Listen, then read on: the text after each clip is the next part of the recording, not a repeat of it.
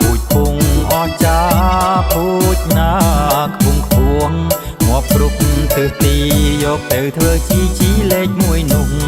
ពូជខ្មោចដែលមានកិត្តិយសយកចេញឲ្យហួងពីដែនដីខ្មែរថ្មាខឹងព្រោះដឹងវាមិនបានស៊ីថៃទុកតែសពលេខពីរឲ្យខ្មែរធ្វើជីលើពីរីស្រែខ្មោចថៃពលីប្រភេទលេខពីរជាជីល្អដែរមាត់ស៊ីសជីកែប្រែដែលដាំបនឡាយខ្មែរកងទ័ពយើង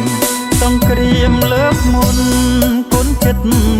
10000លើកទី2ជីថៃកើនពូជថាច់ពោក្លឿនប្រហើនរឹតឡើងដីខ្មែរខ្វះជីថៃខំសំពីបាញ់ជូនឲ្យយើង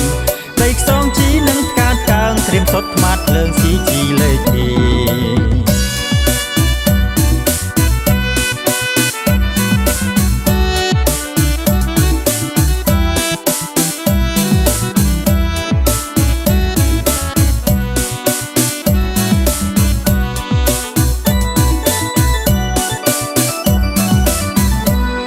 មាត់មិនបានស៊ី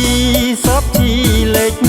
1ចាំជីលេខ2រលួយសពផើមផុយពួយពីហឹងពេញ